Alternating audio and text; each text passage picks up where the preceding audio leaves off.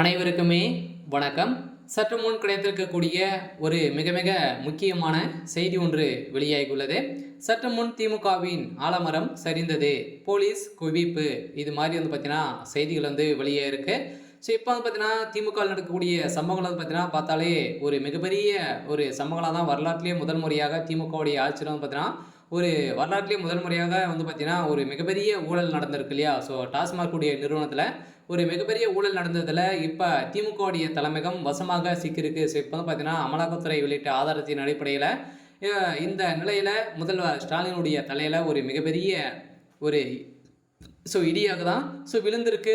இந்த நிலையில் தான் முதல்வர் ஸ்டாலின் அவர்களுக்கு பார்த்தீங்கன்னா இப்போ திடீர்னு நெஞ்சு வலி ஏற்பட்டதாக ஒரு தகவல் வழியாக இருக்குது. ஸோ அதனால் பார்த்தீங்கன்னா இப்போ அப்போலோ மருத்துவமனையில் அனுமதி பெற்றிருக்காரு அப்படின்ற மாதிரி தான் தகவல் வெளியாகி இருந்திருந்தாலுமே பார்த்தீங்கன்னா இப்போ தமிழகத்தில் புதிய ஆளுநராக ஏற்கனவே இராணுவப்படை வீரராக பார்த்தீங்கன்னா அவர் தளபதி வீரராக இருந்திருக்காரு. ஸோ இந்த நிலையில் தான் அவர் புதிய ஆளுநர் போட்ட முதல் கையெழுத்திலேயே திமுகவுடைய ஜாதகமே மாறக்கூடிய அளவிற்கு இப்போ மாறி இருக்கு. ஸோ இதை பற்றி இந்த வீடியோவில் நம்ம முழுமையாக பார்க்கலாம். ஸோ அதுக்கு முன்னாடி நம்ம சேனலுக்கு இப்போ தான் நீங்கள் முதல் முறையாக வந்திருக்கீங்க அப்படின்னா மறக்காமல் நம்மளுடைய சேனலை சப்ஸ்கிரைப் பண்ணி சப்போர்ட் பண்ணுங்கள்.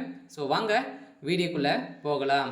ஸோ பார்த்தீங்கன்னா இப்போ திமுகவில் பார்த்தீங்கன்னா திமுகவுடைய ஆட்சியில் வரலாற்றிலேயே முதல் முறையாக டாஸ்மாக் உடைய நிறுவனத்தில் அதிரடியாக ரைடிங் நடந்தது. ஸோ அதே மாதிரி டாஸ்மாக் உடைய அமைச்சர் செந்தில் பாலாஜியுடைய வீட்டிலும் அவருக்கு சம்மந்தப்பட்ட நண்பர்களுடைய வீட்டிலும் ஸோ அதே மாதிரி செக்கத்ரக்ஸனுடைய மதுபாலை ஆலைகளிலும் பார்த்தீங்கன்னா ரைடுகள் நடந்தது.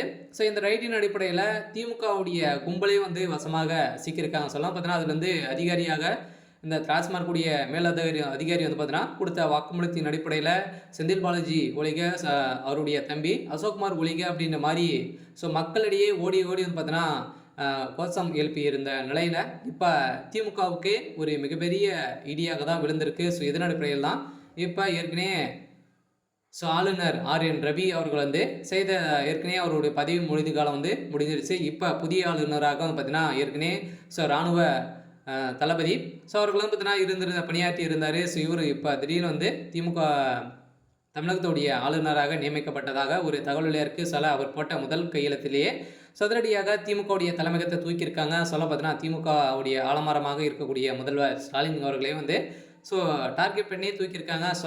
திமுக சமீப காலத்தில் பரபரப்பை ஏற்படுத்தி வருது. இந்த பணங்கள் அனைத்துமே எங்கே இருக்குது அப்படின்ற மாதிரி அமலாக்கத்துறையால் இது வரைக்குமே மூட்டையாக சிக்கிய பணத்தின் அடிப்படையில் இதில் சிக்கிய ஆதாரத்தின் அடிப்படையில் தான் இப்போ முதல்வர் ஸ்டாலின் அவர்கள் சிறையில் அடைக்கப்பட போகிறதாக ஒரு தகவல் வெளியாக இருக்குது. இருந்தாலும் என்ன நடக்க போகுது அப்படின்றத வெயிட் பண்ணி பார்க்கலாம். இது மாதிரி செய்திகளை தெரிஞ்சுக்கணும் அப்படின்னா மறக்காமல் நம்மளுடைய சேனலை சப்ஸ்கிரைப் பண்ணி சப்போர்ட் பண்ணுங்கள். தேங்க்யூ.